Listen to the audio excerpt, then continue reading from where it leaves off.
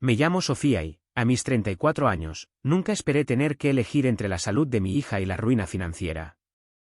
Cuando Valentina, mi hija de 14 años, necesitó una cirugía de columna de emergencia que costaba 540.000 pesos, me faltaban 180.000 pesos. Pensé que mis adinerados padres me ayudarían siendo mi aval para un préstamo. En lugar de eso, se negaron porque no querían asumir el riesgo y luego se gastaron 270.000 pesos en unas vacaciones de lujo en la Riviera Maya con mi hermana. Antes de continuar con esta historia, dime desde dónde me estás viendo y suscríbete si alguna vez te ha traicionado tu familia. Siempre he sido la práctica de nuestra familia. Después de obtener mi licenciatura en enfermería, me casé joven, tuve a Valentina y construí lo que creía que era una vida estable. Luego, mi esposo decidió que las responsabilidades familiares no eran para él y nos abandonó cuando Valentina tenía 9 años. El divorcio, hace 5 años, me dejó con la custodia total, una pensión alimenticia mínima que a menudo llegaba tarde, si es que llegaba, y la carga financiera de criar a una hija sola. A pesar de trabajar a tiempo completo en el centro médico ABC, el dinero siempre escaseaba. La renta en nuestra zona no dejaba de subir, y las actividades y los gastos de la secundaria de Valentina se acumulaban rápidamente. Aceptaba turnos extras siempre que podía, a menudo trabajando 60 horas a la semana mientras compaginaba el horario de Valentina. Vivíamos modestamente en un departamento de 2 recámaras en la colonia Portales, una zona más modesta de la ciudad. Nada lujoso, pero estaba limpio, era seguro y era nuestro. Mis padres, por otro lado, vivían en una casa de 5 recámaras en las Lomas de Chapultepec, un fraccionamiento exclusivo. Papá había fundado un exitoso negocio de suministros médicos hace 30 años y disfrutaban del tipo de seguridad financiera con la que yo solo podía soñar. Hacían cruceros 2 veces al año, pertenecían al club de golf Chapultepec y conducían coches de lujo que costaban más que mi sueldo anual. Luego estaba mi hermana, Isabela. 2 años menor que yo, siempre había sido la niña dorada. Se casó con Rodrigo, un abogado de una familia igualmente rica, tuvo 3 hijos perfectos y se quedó en casa en su mini mansión. Isabela nunca tuvo que preocuparse por el dinero, el cuidado de los niños o trabajar en días festivos. Sus hijos tenían fideicomisos para la universidad creados al nacer, participaban en costosos cursos de verano y vestían ropa de diseñador que Valentina solo podía admirar desde lejos.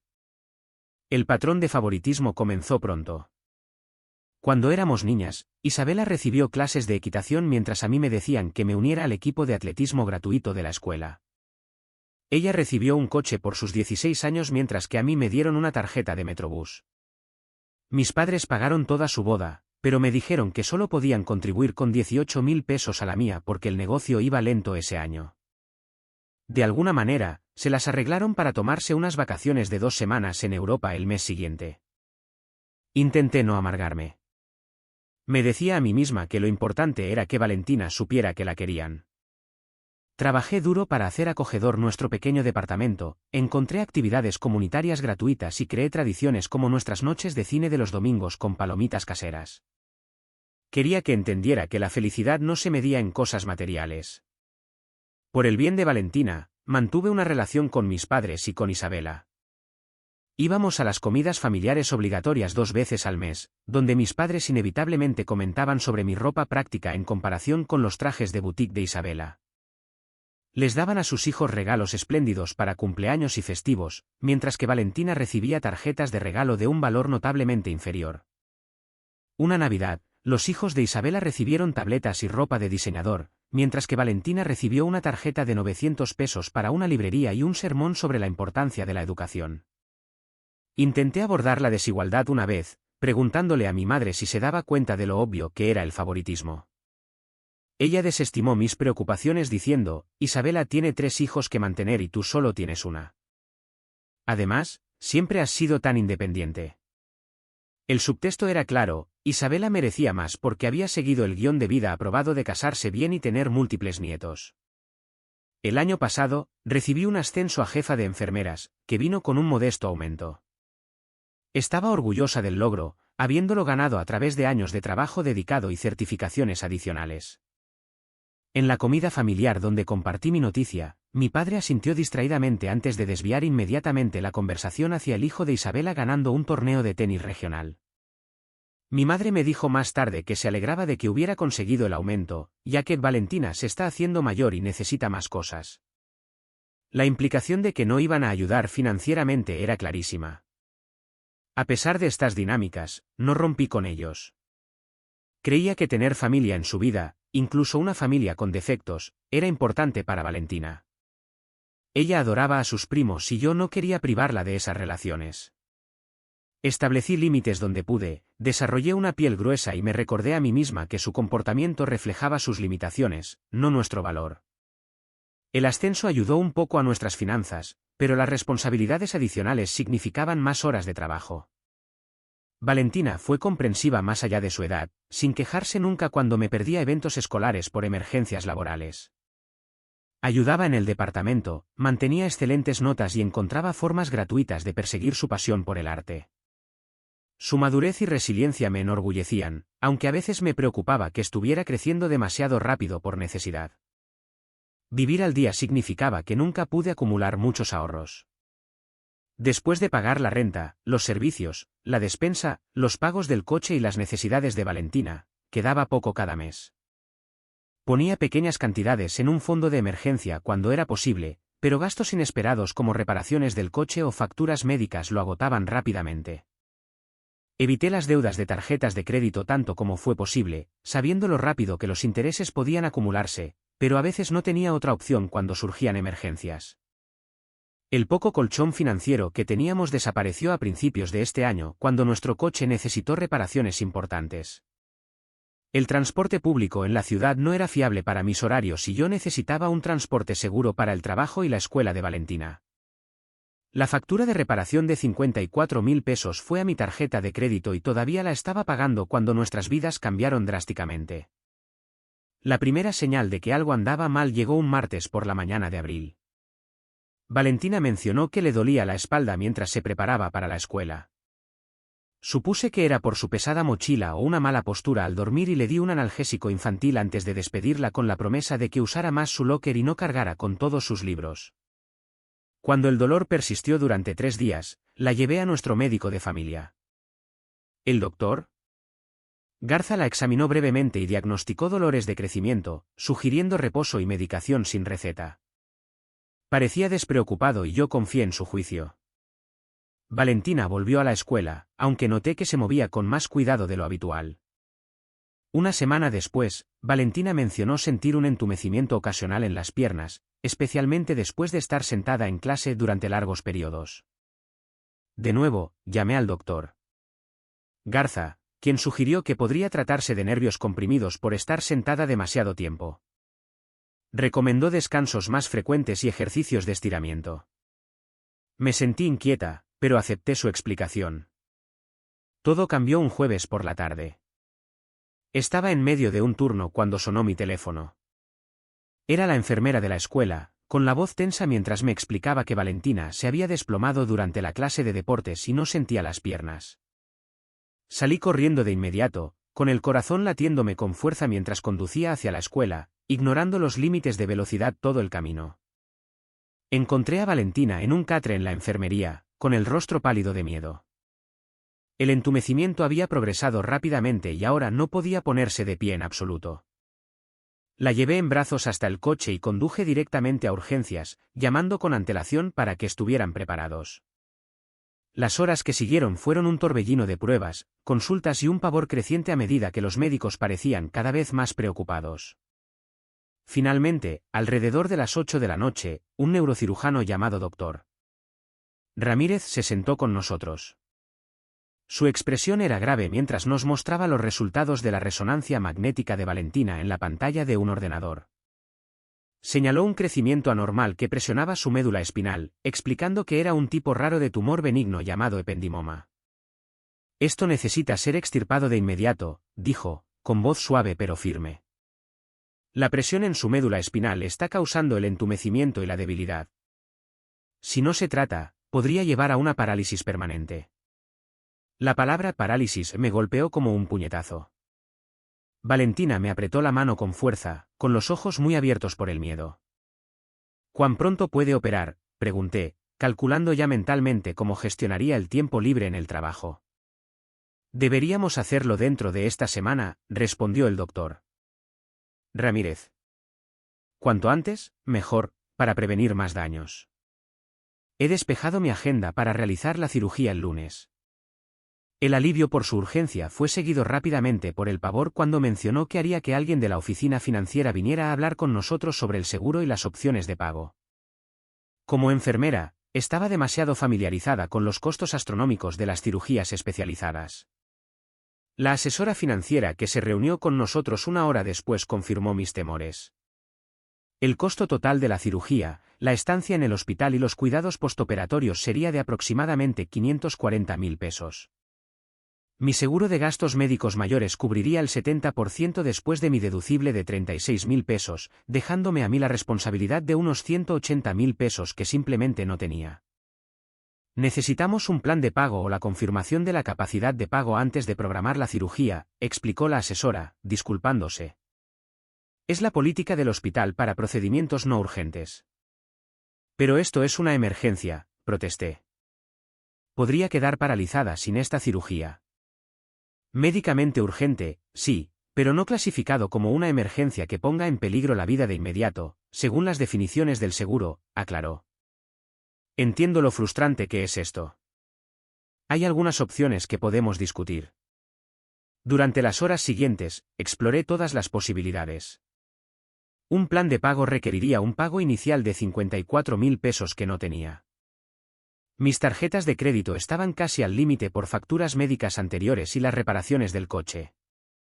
El programa de ayuda financiera del hospital tenía un proceso de solicitud de 3 meses, demasiado largo para la situación de Valentina. Pasé la noche en la habitación del hospital de Valentina, haciendo llamadas e investigando opciones en línea mientras ella dormía inquieta.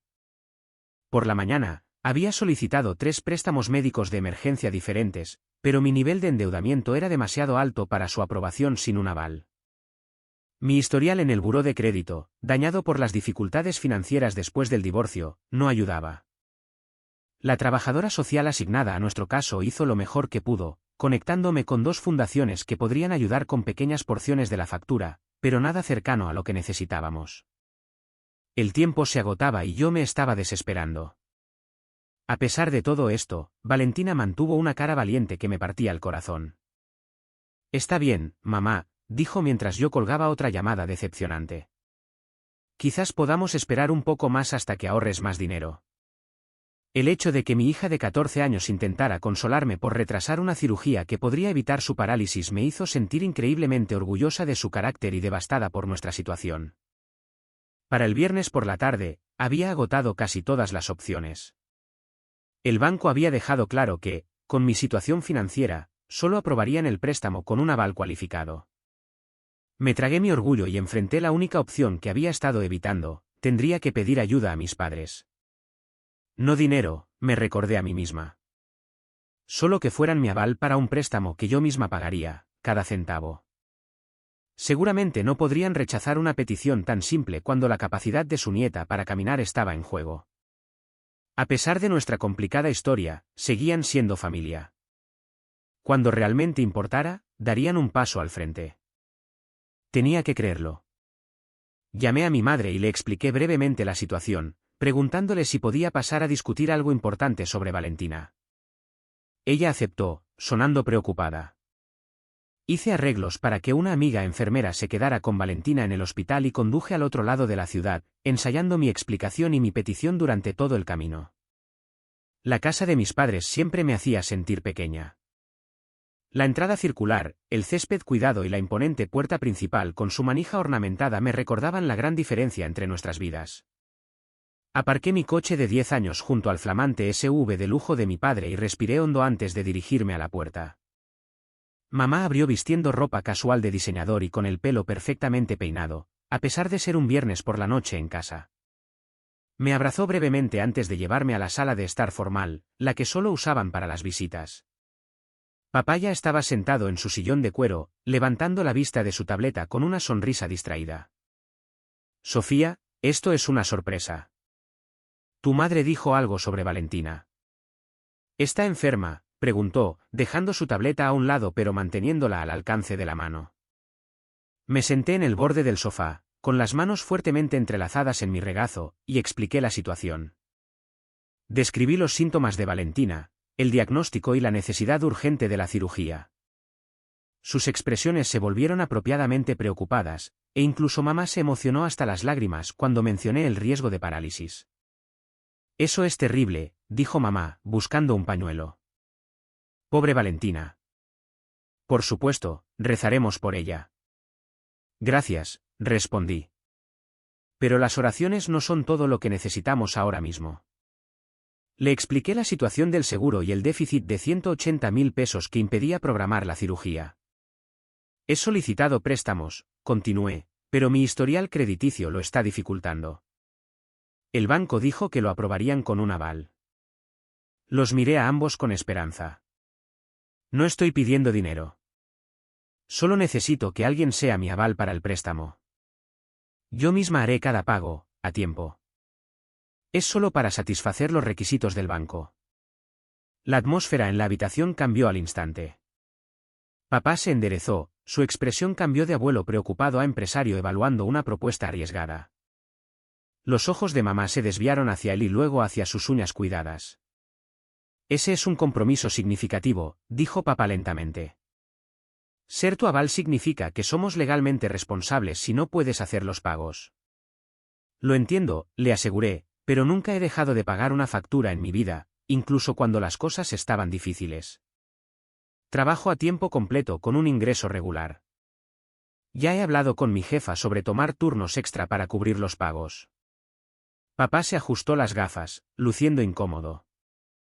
La economía es muy incierta en este momento. La sanidad, en especial, enfrenta desafíos. Si algo pasara con tu trabajo.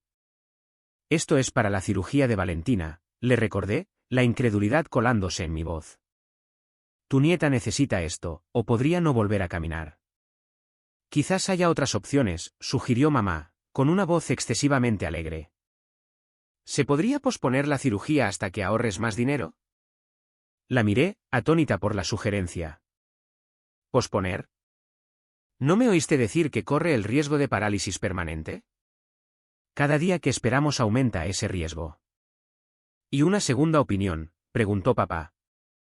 A veces estos especialistas se precipitan a la cirugía cuando un enfoque más conservador podría funcionar. Papá, trabajo en el sector de la salud. ¿El doctor? Ramírez es el mejor neurocirujano del país. No hay duda sobre el diagnóstico ni el plan de tratamiento. Mi voz se elevaba a pesar de mis esfuerzos por mantener la calma. Levantó las manos a la defensiva. Solo sugiero que se exploren todas las vías antes de asumir una deuda sustancial. ¿Y Isabela?, pregunté. ¿Podría ayudar? Ella y Rodrigo tienen mucho dinero. Mamá se movió incómoda. Están ahorrando para la educación de los niños. Ya sabes lo caro que es el TEC de Monterrey hoy en día. Las implicaciones eran claras. La futura universidad de los hijos de mi hermana era más importante que la capacidad de Valentina para caminar. Me sentí enferma. Papá se aclaró la garganta. Sofía, sabes que queremos a Valentina, pero nos estamos acercando a la edad de jubilación. Tenemos que tener cuidado al asumir obligaciones financieras que podrían afectar nuestra seguridad a largo plazo. Seguridad a largo plazo, repetí incrédula. Vivís en una casa de millones de pesos, pertenecéis a un club de campo y tomáis vacaciones de lujo 2 veces al año. No estáis exactamente al borde de la pobreza. Ese no es el punto, respondió papá, su tono endureciéndose. Hemos trabajado duro por lo que tenemos. Una planificación financiera adecuada significa no poner en riesgo esos activos. Es simplemente sentido común. Sentido común, repetí sin convicción. Mi hija podría quedar paralizada y a vosotros os preocupa proteger vuestros activos de un préstamo de 180.000 pesos que yo pagaría de todos modos. Eso dices ahora, continuó papá. Pero si surgieran complicaciones o no pudieras trabajar por alguna razón, estaríamos legalmente obligados. Es un riesgo que simplemente no podemos asumir en esta etapa de nuestras vidas. Miré a mi madre, esperando apoyo, pero ella evitó mi mirada. Tu padre maneja nuestras finanzas, dijo en voz baja. Si él dice que no podemos, entonces no podemos. La finalidad en su voz me dijo que esta era una respuesta ensayada. Lo habían discutido antes de que yo llegara y ya habían tomado su decisión. Sabían exactamente lo que venía a pedir y habían preparado su rechazo de antemano. Me quedé sentada allí, atónita y en silencio. Eran mis padres, los abuelos de Valentina, negándose a ayudar en una genuina emergencia médica.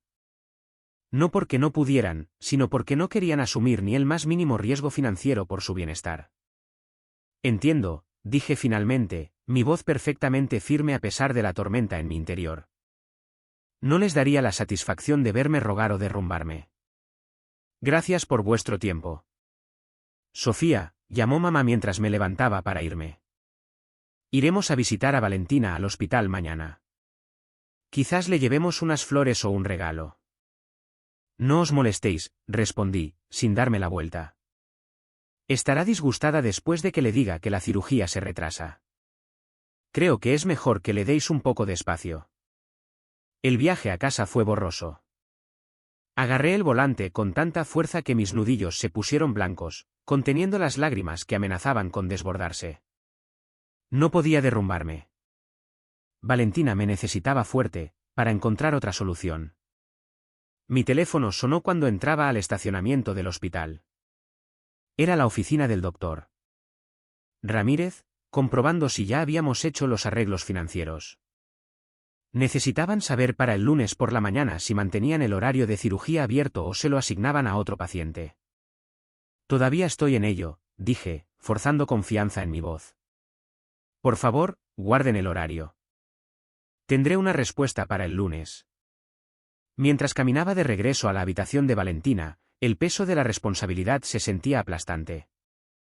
Su futuro, su capacidad para caminar, dependía enteramente de que yo encontrara un dinero que parecía cada vez más imposible de obtener, y tenía menos de 3 días para hacerlo. Esa noche, Valentina finalmente se durmió alrededor de las 10, la medicación para el dolor la adormecía. Me senté en la incómoda silla del hospital junto a su cama, navegando sin rumbo por las redes sociales, buscando una distracción de nuestra situación aparentemente imposible. Apareció una notificación de mi hermana, Isabela. Rara vez publicaba, así que la curiosidad me hizo tocarla a pesar de mi agotamiento emocional. Lo que apareció en mi pantalla hizo que se me revolviera el estómago y me temblaran las manos. Isabela había publicado una serie de fotos etiquetadas como vacaciones familiares sorpresa. Una de las imágenes mostraba a mis padres, Isabela, su esposo Rodrigo y sus 3 hijos subiendo a un transporte privado del aeropuerto. Otra foto mostraba su llegada a un exclusivo resort en la Riviera Maya con la leyenda: mamá y papá nos sorprendieron con una escapada familiar de lujo. La suite presidencial en el Gran Paraíso Maroma por 2 semanas. Bendecidos, la familia es lo primero. Miré las imágenes con incredulidad. El Gran Paraíso Maroma era uno de los resorts más caros de la Riviera Maya, frecuentemente destacado en revistas de viajes de lujo. Una búsqueda rápida confirmó lo que ya sospechaba: la suite presidencial costaba más de 18.000 pesos por noche. Con los vuelos para 7 personas y las inevitables excursiones y actividades, estas vacaciones costarían fácilmente 270.000 pesos o más. 270.000 pesos, 90.000 pesos más de lo que necesitaba para la cirugía de Valentina. Mientras revisaba más fotos, surgieron detalles que hicieron la traición aún más dolorosa. Había bolsas de compras de boutiques de alta gama. Mi padre le había comprado al hijo mayor de Isabela una cámara subacuática de grado profesional que costaba al menos 15.000 pesos. Había reservas para excursiones privadas de snorkel y cruceros en yate al atardecer.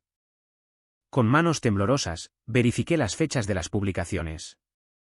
Las primeras se habían subido esa noche, pero al mirar las marcas de tiempo de las fotos mismas, revelaron que se habían tomado más temprano ese día.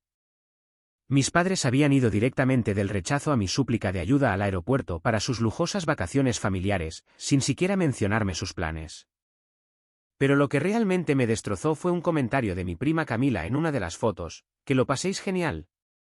Qué generosos el tío Roberto y la tía Laura al invitar a todos. Isa dijo que lo habían estado planeando durante meses como una sorpresa especial. Meses. Habían estado planeando y pagando estas extravagantes vacaciones durante meses. Todo mientras sabían de la condición de Valentina. Los había mantenido al tanto de sus síntomas y visitas al médico desde el principio. Sabían que podría avecinarse un gasto médico importante. Sin embargo, se habían comprometido a gastar 270.000 pesos en unas vacaciones de lujo en lugar de ayudar a su nieta. La puerta del baño no pudo amortiguar mis sollozos por completo. Me senté en el frío suelo de baldosas, con la mano apretada contra la boca, tratando de no despertar a Valentina mientras el peso total de la traición de mis padres se derrumbaba sobre mí. Esto ya no se trataba solo de dinero. Se trataba de valores, de lo que y de quienes les importaba de verdad. Un ligero golpe en la puerta me sobresaltó. «Sofía, ¿estás bien?». Era la enfermera Diana, que había estado cuidando a Valentina desde su ingreso. Abrí la puerta, incapaz de ocultar mis ojos rojos e hinchados. Diana me miró y me dio un rápido abrazo. «¿Problemas familiares además de todo lo demás?», preguntó perspicazmente. Asentí, sin fiarme de mi voz. «Ven a la sala de descanso», ofreció. «Acabo de hacer café fresco, y el equipo de monitoreo de Valentina nos avisará si necesita algo». En la quietud de la sala de descanso vacía, toda la historia salió a la luz. Diana escuchó sin interrupción, su rostro de enfermera experimentada mostrando compasión sin lástima. «He sido enfermera durante 23 años», dijo cuando terminé. «Y he visto esto más veces de las que puedo contar». La familia mostrando su verdadera cara durante una crisis. «Es desgarrador, pero quizás también esclarecedor». «¿Esclarecedor?», pregunté. «Ahora sabes exactamente dónde estás», dijo simplemente. «No más ilusiones ni falsas esperanzas. Y eso puede ser un regalo, aunque no lo parezca ahora mismo». Tenía razón. A lo largo de mi vida, había puesto excusas por el comportamiento de mis padres, justificando su favoritismo, aferrándome a la esperanza de que en el fondo realmente se preocupaban por igual por sus 2 hijas y todos sus nietos. Esa ilusión ahora estaba irrevocablemente destrozada. «¿Qué voy a hacer con la cirugía de Valentina?», susurré, la claridad momentánea dando paso de nuevo al pánico. «Primero, descansa un poco», aconsejó Diana. «Luego, mañana, habla con Patricia en Servicios Financieros para Pacientes. Ella conoce cada programa, fundación y opción de dificultad disponible. Si alguien puede encontrar un camino a seguir, es ella». Cuando regresé a la habitación de Valentina, apareció un mensaje de mi prima Camila. Había visto mi vista en la publicación de Isabela y sintió que algo andaba mal. «¿Estás bien?». «Acabo de oír lo de Valentina por mi mamá. Qué raro que la tía Laura y el tío Roberto se fueran de vacaciones justo ahora. Mamá dijo que les dijeron específicamente a todos que no te mencionaran el viaje porque Sofía ya tiene suficiente con los problemas médicos de Valentina. ¿Necesitas algo?». La confirmación de que mi exclusión fue deliberada fue la pieza final del rompecabezas. No había sido un descuido o una mala sincronización. Habían elegido conscientemente excluirnos a mí y a Valentina mientras colmaban de lujos a la familia de Isabela y habían llegado al extremo de hacer jurar a los parientes que guardarían el secreto. En ese momento, algo cambió dentro de mí. La desesperada esperanza de aprobación y apoyo parental que había moldeado tantas de mis decisiones murió, reemplazada por una fría claridad. Encontraría la manera de ayudar a Valentina sin ellos. Y una vez que pasara esta crisis, tendría que reconsiderar el papel que estas personas jugaban en nuestras vidas. No respondí al mensaje de Camila esa noche. En su lugar, hice una lista de todas las personas a las que podría acudir en busca de ayuda, cada vía aún no explorada. La salud y el futuro de Valentina eran todo lo que importaba ahora. Me ocuparía de las consecuencias familiares más tarde. El sábado por la mañana llegó con un nuevo sentido de determinación. Mientras Valentina desayunaba, investigué préstamos médicos especializados y fundaciones benéficas en mi teléfono. A las 9 en punto, llamé a Patricia en Servicios Financieros para Pacientes, como había sugerido la enfermera Diana. Patricia resultó ser una bendición. A sus 50 años y con 20 años de experiencia navegando el bizantino mundo de la financiación sanitaria, comprendió de inmediato nuestra situación y la abordó con una eficiencia metódica. «Hay un programa especial para casos de dificultad a través de la fundación del hospital», explicó. «No se anuncia mucho porque los fondos son limitados, pero dada la urgencia del caso de Valentina y tu empleo en el sistema hospitalario, podríamos acelerar la solicitud. Me ayudó a completar el papeleo de inmediato y luego hizo varias llamadas a miembros de la junta de la fundación que conocía personalmente. Para el mediodía, teníamos una aprobación preliminar para una donación de 54.000 pesos para la cirugía de Valentina. No es suficiente, pero es un comienzo, dijo Patricia. Ahora, trabajemos en el resto. Me conectó con el servicio de asistencia legal del hospital, donde un abogado me ayudó a presentar documentación de emergencia para obligar a mi exesposo a pagar la pensión alimenticia atrasada que debía. Aunque tuviera éxito, esto llevaría un tiempo que no teníamos, pero podría ayudar con el pago de la solución que encontráramos. Ahora, mientras trabajaba en las opciones con Patricia, recibí una llamada inesperada de la doctora Karen Ochoa, la jefa de cirugía del hospital. ¿La doctora? Ochoa explicó que se había enterado de nuestra situación por el doctor Ramírez. Entiendo que eres una de nuestras enfermeras y que tu hija necesita una cirugía de columna de emergencia, dijo. Me gustaría ayudar. ¿Puedes venir a mi oficina esta tarde a las 3? Me senté frente a la doctora Ochoa mientras revisaba el caso de Valentina. ¿El doctor Ramírez es excelente?, confirmó. Su evaluación de la urgencia es correcta. Esto no puede esperar. Se inclinó hacia adelante, con expresión seria. Hay un programa de la Junta del Hospital para circunstancias extraordinarias. Como empleada valiosa cuyo familiar necesita cuidados críticos, podrías calificar. He programado una revisión de emergencia de la Junta para mañana por la mañana. ¿Puedes preparar una breve declaración sobre la condición de Valentina y tu situación financiera? La esperanza parpadeó por primera vez en días. Pasé horas redactando un relato conciso y fáctico de nuestra situación, centrándome en las necesidades médicas de Valentina en lugar de en mis limitaciones financieras. ¿La doctora Ochoa lo revisó esa noche, sugiriendo pequeños ajustes para enfatizar los puntos que resonarían con la Junta. El domingo por la mañana me encontraba en una pequeña sala de conferencias presentando el caso de Valentina a 5 miembros de la Junta que habían aceptado una sesión de emergencia. Hablé con claridad y profesionalismo, basándome en mi experiencia como enfermera para explicar la necesidad médica mientras mantenía la compostura. Después de unos 20 minutos de deliberación, el presidente de la Junta anunció su decisión. El hospital cubriría el 50% de nuestros costos restantes a través de su fondo de asistencia de emergencia para empleados. Combinado con la donación de la fundación, esto nos dejaba con la necesidad de solo 36.000 pesos antes del lunes por la mañana. La noticia de nuestra situación se extendió rápidamente entre el personal del hospital.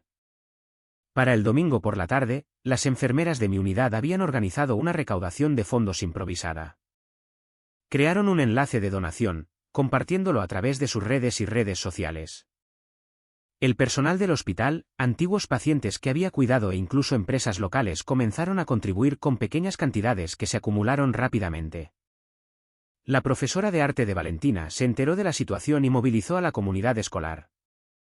Padres y maestros donaron lo que pudieron. Para el domingo por la noche, el fondo había alcanzado los 27.000 pesos, dejándonos a solo 9.000 pesos de nuestro objetivo. Tomé la difícil decisión de vender la única posesión valiosa que tenía, un collar de perlas vintage que había pertenecido a mi abuela. Aunque tenía un valor sentimental, no era nada comparado con la salud de Valentina. Un joyero del centro aceptó abrir su tienda el domingo por la noche como un favor especial a un cliente habitual que había oído nuestra historia. Ofreció 15.000 pesos, más de lo que el collar valía objetivamente, llevándonos por encima de nuestro objetivo inmediato. El lunes por la mañana, me reuní con la oficina financiera del hospital con exactamente 180.000 pesos asegurados a través de este mosaico de soluciones. Mientras firmaba el papeleo final, un peso se levantó de mis hombros.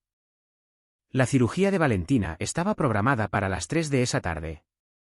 ¿El doctor Ramírez realizó el procedimiento de 5 horas con precisión y habilidad? Cuando salió del quirófano, su sonrisa cansada me lo dijo todo antes de que hablara. La cirugía fue un éxito. Extirpamos todo el tumor y liberamos la presión sobre su médula espinal. Con fisioterapia, debería recuperar la función completa. Durante toda esta terrible experiencia, mis padres permanecieron completamente ausentes. Ni llamadas, ni mensajes, ni preguntas sobre el estado de Valentina. Sus cuentas de redes sociales continuaron llenándose de fotos de su paraíso caribeño, aparentemente ajenos a lo que su nieta estaba soportando. Mientras Valentina comenzaba su recuperación, me di cuenta de que encontrar soluciones sin la ayuda de mis padres me había mostrado cuánta gente realmente se preocupaba por nosotros.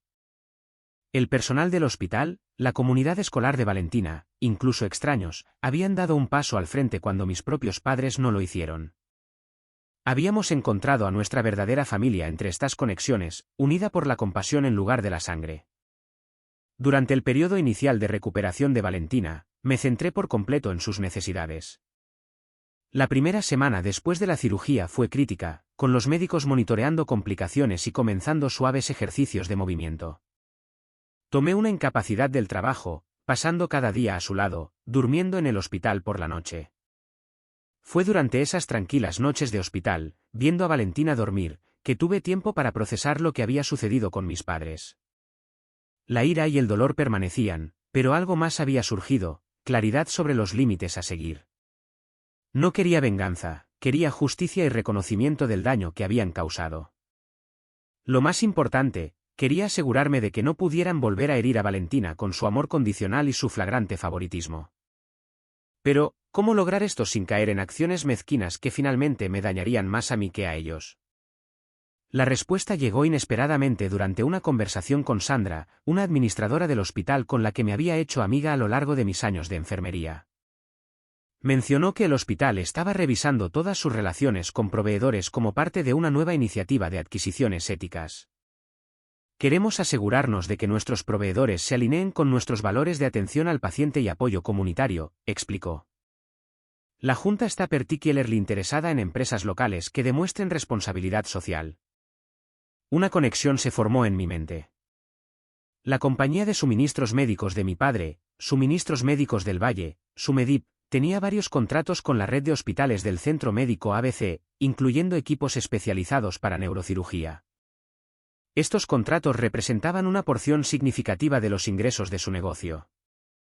Formo parte del comité de adquisiciones del hospital, continuó Sandra. Estamos desarrollando un nuevo sistema de evaluación para todos los proveedores. Es bastante completo. Consideré esta información cuidadosamente. Sé que uno de los principales proveedores es Sumedip, dije. ¿Qué tipo de criterios usarán para evaluar a los proveedores? Estabilidad financiera, calidad del producto, fiabilidad, precios, por supuesto, enumeró Sandra, pero también prácticas comerciales éticas, participación comunitaria, trato a los empleados y su historial de respuesta a crisis. Estamos implementando un sistema de puntos. Esa noche, comencé a investigar las políticas de adquisición del hospital.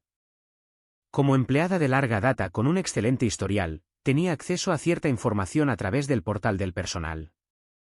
Aprendí que todos los proveedores principales estarían sujetos a revisión en los próximos 3 meses, con contratos potencialmente reasignados según las nuevas métricas de evaluación. No abusé de mi posición ni fabriqué información. Simplemente me aseguré de que la evaluación fuera exhaustiva y fáctica.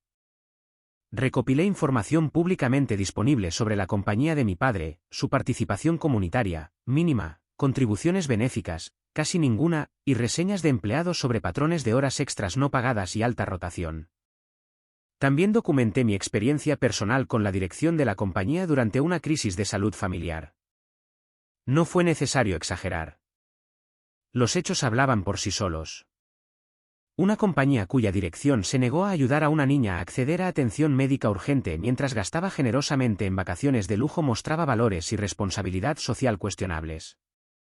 Cuando el comité de adquisiciones se reunió al mes siguiente, revelé mi conexión personal con Sumedip y me recusé del proceso de toma de decisiones final. Sin embargo, me aseguré de que el equipo de evaluación tuviera toda la información fáctica relevante sobre las prácticas de la compañía. El comité encontró que Sumedip puntuaba bajo en varias métricas clave en comparación con la competencia. Sus precios eran más altos, su participación comunitaria era insignificante y su puntuación de ética corporativa estaba entre las más bajas evaluadas. El hospital comenzó a transferir contratos a otros proveedores que se alineaban mejor con sus valores declarados. En cuestión de semanas, la compañía de mi padre perdió 3 importantes contratos hospitalarios. No solo con nuestro hospital, sino con toda la red del Centro Médico ABC, lo que representaba casi el 40% de sus ingresos anuales. Las decisiones se tomaron por motivos comerciales legítimos, con una documentación exhaustiva que respaldaba cada elección. 2 semanas después de que se anunciaran los cambios de contrato, recibí la primera llamada de mis padres desde la cirugía de Valentina. La voz de mi padre estaba tensa, con una ira apenas controlada. Sofía, ¿qué has hecho? De repente, todos nuestros contratos hospitalarios están siendo revisados o cancelados. ¿Le dijiste algo a alguien? Respondí con calma y sinceridad. El hospital implementó un nuevo sistema de evaluación de proveedores centrado en la ética y el apoyo comunitario. Todos los proveedores fueron evaluados con los mismos criterios. Revelé nuestra relación y me recusé de las decisiones que involucraran a tu compañía. Esta es tu venganza, ¿no es así?, exigió. Por no haber sido tu aval para ese préstamo. Esto no se trata de venganza, respondí de manera uniforme. Se trata de las consecuencias de las elecciones. Tu compañía fue evaluada de manera justa según los mismos estándares que todos los demás. Si obtuviste una puntuación baja en apoyo comunitario y ética, quizás sea algo sobre lo que reflexionar. Mi madre llamó después, su enfoque más emocional. Sofía, por favor. Tu padre está devastado. El negocio está en apuros. No puedes hablar con alguien en el hospital. Valentina está muy bien con su fisioterapia, gracias por preguntar, respondí de manera intencionada. Ha recuperado la sensibilidad en las piernas y ahora puede dar pequeños paseos con ayuda. El silencio al otro lado fue revelador. Mamá, no puedo y no interferiré en decisiones comerciales legítimas tomadas por un comité. La compañía de papá puede mejorar sus puntuaciones demostrando una mejor ética empresarial y participación comunitaria. Quizás apoyar la atención médica infantil sería un buen lugar para empezar. El impacto se extendió más allá de mis padres. El esposo de Isabela, Rodrigo, trabajaba como ejecutivo en la compañía de mi padre. Con la pérdida de contratos importantes, la compañía implementó medidas de reducción de costos, incluidas reducciones salariales para los ejecutivos. De repente, la vida perfectamente cuidada de Isabela experimentaba presión financiera por primera vez.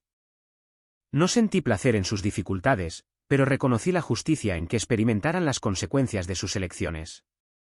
Habían priorizado el lujo sobre la salud de una niña. Ahora enfrentaban el resultado natural de demostrar tales valores en un contexto empresarial. A lo largo de este proceso, mantuve una profesionalidad total. Nunca hablé mal de la compañía de mi padre a mis colegas. Nunca fabriqué ni exageré información. Simplemente me aseguré de que la verdad fuera completamente visible y de que los mismos estándares se aplicaran a todos. Cuando mi hermana Isabela llamó, furiosa por el recorte salarial de Rodrigo, escuché con calma. Esto es tan injusto, despotricó. Rodrigo trabaja muy duro y ahora le están recortando su bonificación en un 30%. Quizás tengamos que cancelar nuestro viaje a Valle de Bravo. Eso suena desafiante, respondí neutralmente. ¿Cómo lo están llevando los niños? Todavía no lo saben. No les hemos dicho que quizás tengamos que recortar algunas actividades. Eso debe ser difícil, dije. Tener que decepcionar a tus hijos diciéndoles que algo con lo que contaban ya no es posible. La analogía se le escapó por completo. Exactamente. Es horrible tener que defraudarlos.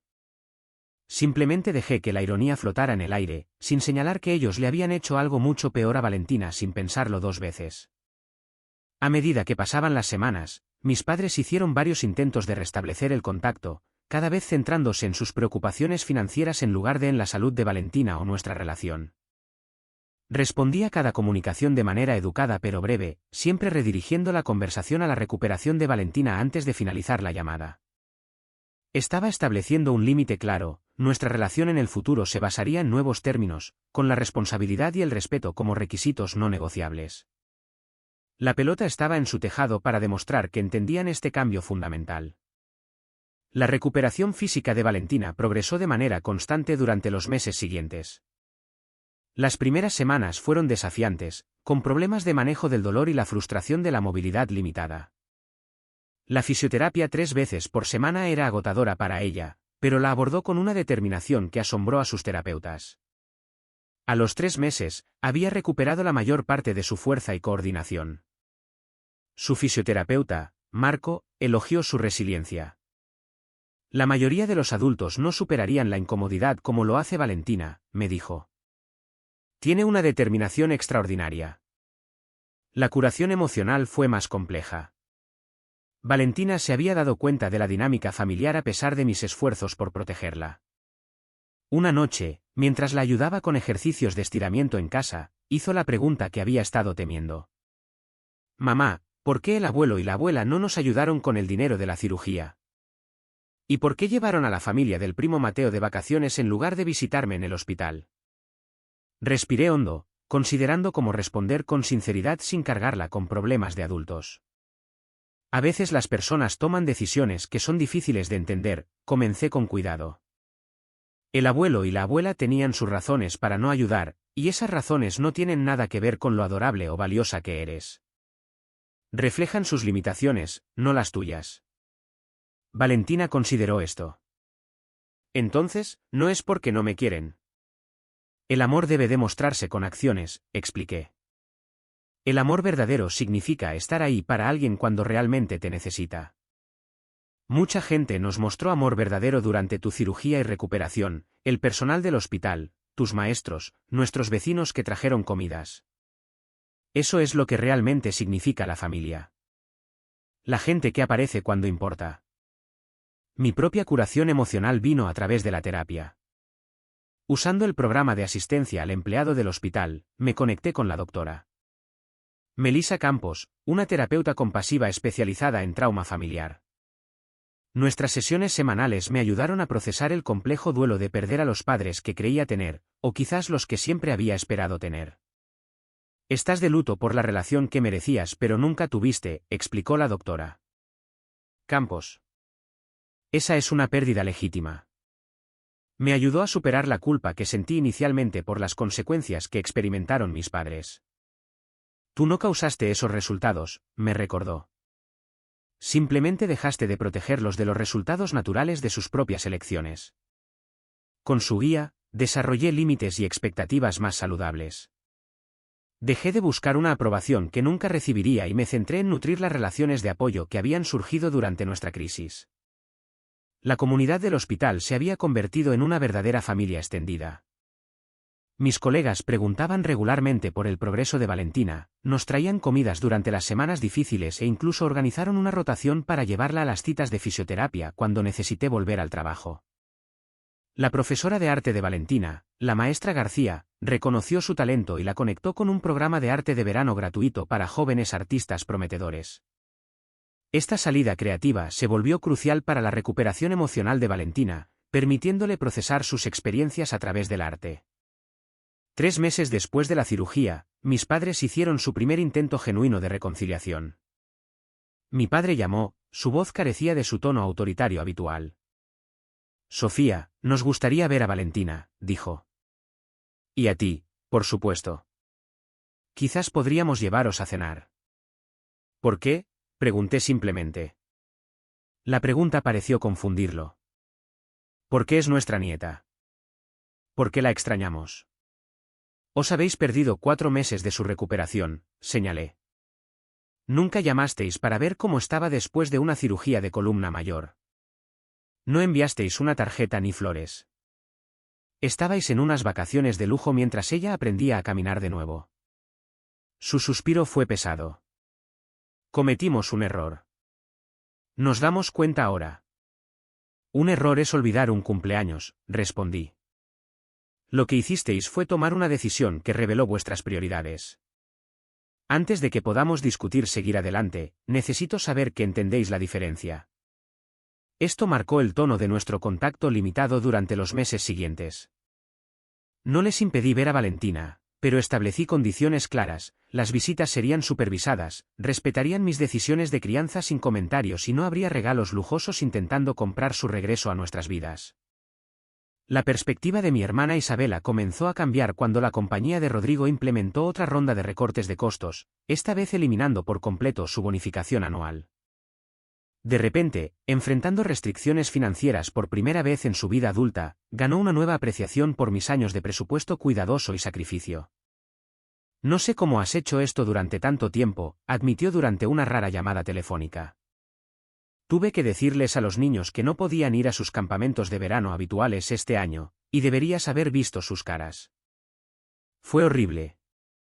Es difícil decepcionar a tus hijos, estuve de acuerdo. Pero aprenderán lecciones valiosas sobre prioridades y lo que realmente importa. Nunca lo entendí realmente antes, dijo en voz baja, sobre tu situación con Valentina. Debería haber ayudado cuando necesitaba la cirugía. No fue una disculpa completa, pero fue un comienzo, una pequeña grieta en la dinámica familiar que había parecido impenetrable durante décadas. 6 meses después de la cirugía, Valentina fue autorizada a reanudar todas sus actividades normales. Celebramos con una pequeña fiesta en nuestro departamento, rodeados de las personas que realmente nos habían apoyado, colegas del hospital, amigos de la escuela, vecinos y mi prima Camila, que había mantenido el contacto durante toda la terrible experiencia. Mis padres y la familia de Isabela no fueron invitados. Cuando mi madre llamó para preguntar por qué, expliqué simplemente, esta celebración es para las personas que formaron parte del viaje de recuperación de Valentina. Cuando estéis listos para reconocer vuestra ausencia y asumir la responsabilidad de vuestras elecciones, podremos discutir la reconstrucción de nuestra relación. Las consecuencias profesionales de mis acciones fueron inesperadamente positivas. Mi manejo del proceso de evaluación de proveedores había demostrado integridad y liderazgo ético. Cuando se abrió un puesto para directora de operaciones de enfermería, me animaron a postularme. El ascenso vino con un aumento salarial sustancial que finalmente nos sacó de vivir al día. Nos mudamos a un departamento mejor en la Colonia del Valle, más cerca del hospital y la escuela de Valentina. Por primera vez, pude comenzar un verdadero fondo para su universidad y crear una cuenta de ahorros de emergencia. La seguridad financiera trajo una paz que no había experimentado desde antes del divorcio. Valentina prosperó después de su recuperación. Sus notas mejoraron, se unió al taller de arte de la escuela y desarrolló nuevas amistades. La experiencia la había hecho madurar, pero de manera positiva.